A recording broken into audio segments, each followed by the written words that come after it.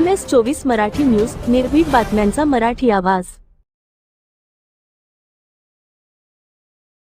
ईश्वरपूर आमचं शहर जे आहे त्याच्या नगराध्यक्ष पदाचा निर्णय हा चुकीचा झालाय एवढंच मला त्यांच्या कानावर घालायचं होतं आणि दुसरं कोणतंही काम नव्हतं। त्यामुळे माझ्याकडे कुठला कागदही नव्हता। मी त्यांच्याकडे काही निवेदन दिलं वगैरे अशी काही भानगड नाही। मी जाऊन त्यांच्याशी बोललो।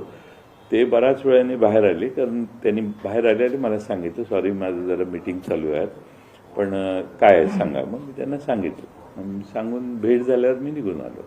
त्या पलीकडे कोणती चर्चा करण्याचा प्रश्नच उद्भवत नाही ना। महसूल मंत्र्यांच्या तो विषय येत नाही, तो नगरपालिकेचा विषय नगरविकास मंत्री एकनाथ शिंदे यांच्याकडेच येतो हे मलाही माहीत होतं आणि त्यासाठी त्यांच्या भेटीची काल आमचे नगराध्यक्षही आलेले, भेटीची प्रयत्न केला पण ते त्यांचा फोनच बंद होते। मग नंतर कळलं की दिल्लीला रवाना झालेत ते आणि त्यानंतर मग नगराध्यक्षच खरं माझ्यावर येणार होते पण बराच वेळ झाला, भेटीची वेळ मिळाली नाही। मग मी नगराध्यक्षांना म्हटलं आज काय भेटायची शक्यता दिसत नाही, तुम्ही जावा। आणि त्यानंतर मला ते अटल सेतूच्या पलीकडे गेल्यावर मला कळलं की आपण 10:15 10:30 आलात तर चालेल।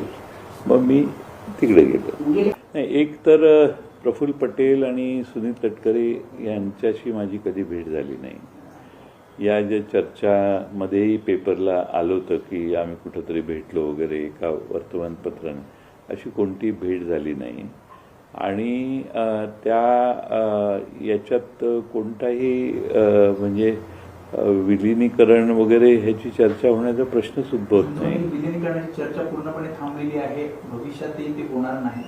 अजितदादांच्या निधनानंतर अशी कोणतीही चर्चा कुणाबरोबरही आमची झाली नाही, त्यामुळे ती थांबली आहे हा शब्द वापरण्याची गरज नाही, कारण चर्चाच सुरू झालेली नाही ना। म्हणजे सुरू होतं ते थांबतं, त्यामुळे दादांच्या निधनानंतर सीन वेगळा आहे।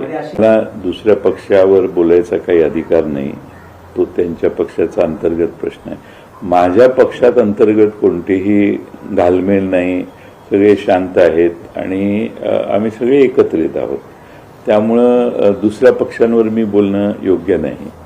आणि कालच्या भेट जी आहे, आता हे आपण ज्यांचा उल्लेख करताय ते दोघं जर मला भेटले असते तर मी तुम्हाला सांगितलं असतं हो भेटले म्हणून। भेटच झाली नाही तर मी हो तर कसं म्हणू। त्यामुळं माझा काही त्यांच्याशी संपर्क होण्याचा प्रश्न यापूर्वी नाही। असं आहे की मी कशाचाच विचार केलेला नाही। तुम्ही माझ्यापेक्षा इतका पुढं का विचार करताय? तुम्ही एक तर मुख्यमंत्र्यांचा खातेवाटपाचा अधिकार आहे, तोही तुम्ही हिरावून घ्यायला लागलेला, तो त्यांचा अधिकार आहे आणि माणूस गेला तर होईल ना। आम्ही सगळे राष्ट्रवादी शरद पवार साहेबांच्या मागं सगळे खासदार आमदार एकच संघ आहोत।